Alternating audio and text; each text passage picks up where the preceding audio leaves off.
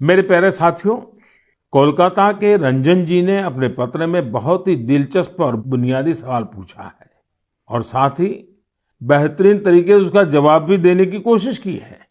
वे लिखते हैं कि जब हम आत्मनिर्भर होने की बात करते हैं तो इसका हमारे लिए क्या अर्थ होता है। इसी सवाल के जवाब में उन्होंने खुद ही आगे लिखा है कि आत्मनिर्भर भारत अभियान केवल एक गवर्नमेंट पॉलिसी नहीं है, बल्कि एक नेशनल स्पिरिट है।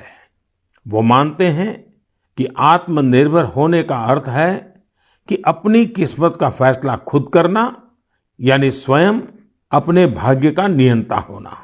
रंजन बाबू की बात 100% सही है।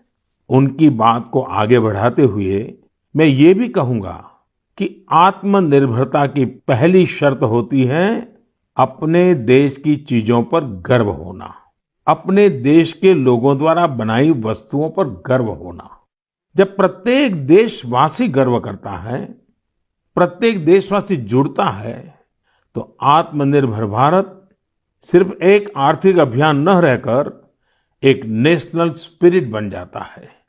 जब आसमान में हम अपने देश में बने फाइटर प्लेन तेजस को कलाबाजियां खाते देखते हैं, जब भारत में बने टैंक, भारत में बनी मिसाइलें हमारा गौरव बढ़ाते हैं, जब समृद्ध देशों में हम मेट्रो ट्रेन के मेड इन इंडिया कोचेस देखते हैं, जब दर्जनों देशों तक made in India corona vaccine को पहुंचते हुए देखते हैं, तो हमारा माथा और ऊंचा हो जाता है।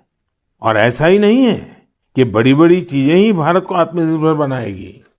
भारत में बने कपड़े, भारत के टैलेंटेड कारीगरों द्वारा बनाया गया हैंडीक्राफ्ट का सामान, भारत के इलेक्ट्रॉनिक उपकरण, भारत के मोबाइल, हर क्षेत्र में हमें इस गौरव को बढ़ाना होगा।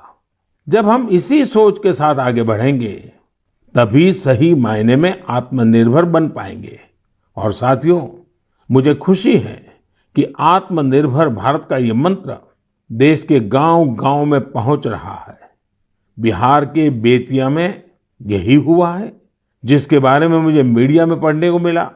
बेतिया के रहने वाले प्रमोद जी दिल्ली में एक टेक्नीशियन के रूप में एलईडी बल्ब बनाने वाली फैक्ट्री में काम करते थे। उन्होंने इस फैक्ट्री में कार्य करने के दौरान पूरी प्रक्रिया को बहुत बारीकी से समझा, लेकिन कोरोना के दौरान प्रमोद जी को अपने घर वापस लौटना पड़ा। आप जानते हैं, लौटने के बाद प्रमोद जी ने क्या किया? उन्होंने खुद एलईडी बल्ब बनाने की एक छोटी सी यूनिट ही शुरू कर दी। उन्होंने अपने क्षेत्र के कुछ युवाओं को साथ लिया और कुछ ही महीनों में फैक्ट्री वर्कर से लेकर फैक्ट्री ओनर बनने तक का सफर पूरा कर दिया, वह भी अपने ही घर में रहते हुए। एक और उदाहरण है यूपी के गढ़मुक्तेश्वर का। गढ़मुक्तेश्वर से श्रीमान संतोष जी ने लिखा है कि कैसे कोरोना काल में उन्होंने आपदा को अवसर में बदला। संतोष जी के पुरखे शानदार कारीगर थे, चटाई बनाने का काम करते थे। कोरोना के समय जब बाकी काम रुके, तो इन लोगों ने बड़ी ऊर्जा और उत्साह के साथ चटाई बनाना शुरू किया।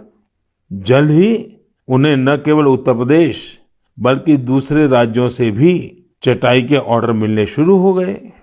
संतोष जी ने यह भी बताया है, इससे इस क्षेत्र की सैकड़ों साल पुरानी खूबसूरत कला को भी एक नई ताकत मिली है।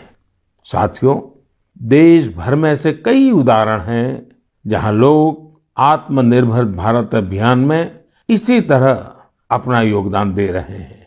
आज यह एक भाव बन चुका है जो आम जनों के दिलों में प्रवाहित हो रहा है।